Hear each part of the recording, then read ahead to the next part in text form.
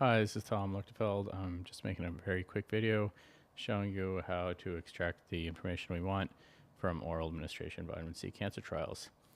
This is the sysrev. You can see the URL up here, /p/7162. You should have received an invite link. The idea is that we want to extract concurrent treatments, dosage, patient diagnosis, reported outcomes and conclusions, reported adverse events / toxicity from some clinicaltrials.gov trials. You can see I've already done this for 2 articles so far. The sort of product is that we want a table that looks like this table. I'll zoom in real quick. Yeah, see if I can make it a little bigger. So yeah, you can see that this is a table from a publication that we received before. These were all intravenous trials, and we're trying to do the same thing for oral trials, oral administration. So when you get here, you're just going to click review, and I'm going to zoom out again now. And you can see that if you zoom out far enough, you get these labels on the left-hand side. If you don't zoom out far enough, the labels are just at the bottom. But I'm going to zoom out so it's easy to see. So there you go. We've got some labels on the left-hand side. Really, the easiest way to do this is just take the clinical trial and put it into clinicaltrials.gov /CT2/show and then /the NCT number, which is always at the far right of the table over here. So you just put that in, and here you get the study, the clinicaltrials.gov study laid out the way they lay it out, which is nice. Okay, so let's go ahead and extract this information. In terms of drugs, you really ought to look up these drugs on Drug Bank to make sure that these are the right names. But just to keep this video short, I'm going to just type them in. Unfortunately, frequently, these drugs aren't using sort of a controlled name. Notice they use ascorbic acid here. Sometimes this is written as vitamin C. But anyways, we get the concurrent treatment dose. Actually, all of these trials are going to be includes, so you don't really have to worry about that. And then we can start looking around for dosage. And one good place to look is if we come down. Oh, this one doesn't have any arms. That's a little surprising. Phase 2 trial. Sometimes it helps just to search for milligrams. Now, this one doesn't look like it's actually giving a dosage, so we're going to leave that one blank. They received bortezomib.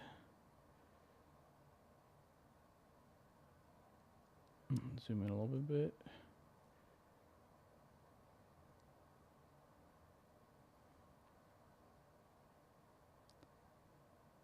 Yeah, so this is one of the trials where they actually don't say whether or not the patient received intravenous or oral administration. It's a dietary supplement, so we can assume it's oral, but they're not actually giving the dose here. So we're going to leave dose blank. Another thing we could do is we can take that clinical trial. If we take a look at the status, you see it's completed. So there's at least a chance that if we pull this up and search for it, no publications, it looks like. And if there were publications, they're actually meant to report them here. So there you go. There is a publication. So we can pull that up. And you can see the URL up here. And just take away the stuff at the end. So let's go ahead and put that publication URL right here.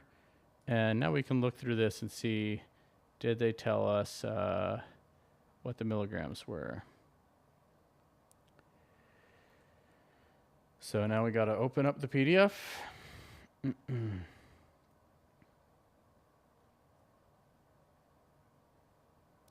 Yeah, so one thing to point out is even though on this clinical trial they don't have any results posted, the results actually are posted in the publication. So, we should really read through this publication and see if they, oh, there we go, plus ascorbic acid 1 gram. So we're going to go ahead and put 1 gram.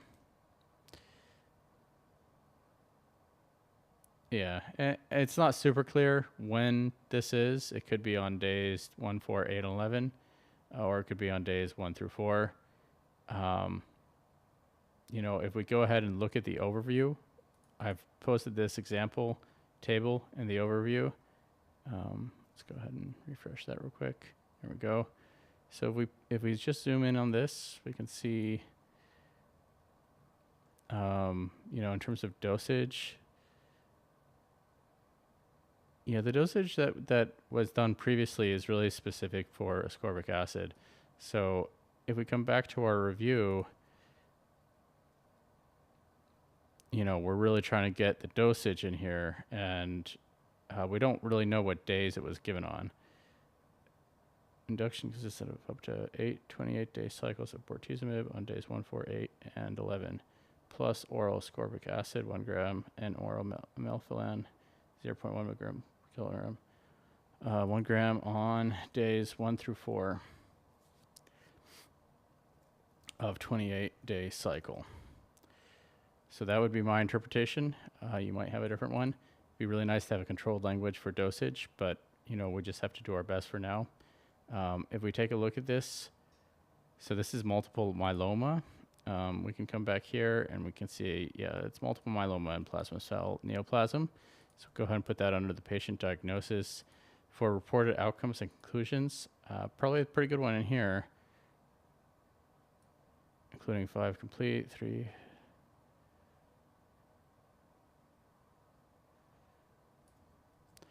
So you might be able to do a better job with these reported conclusions.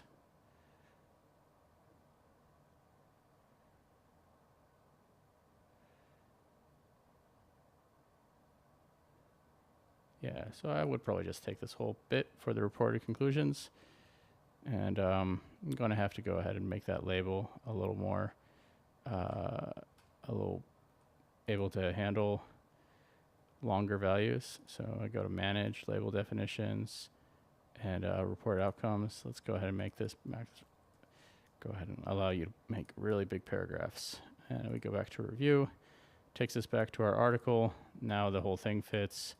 And we can also say grade 3 and 4 adverse events occurred in 17 and 5 patients, respectively.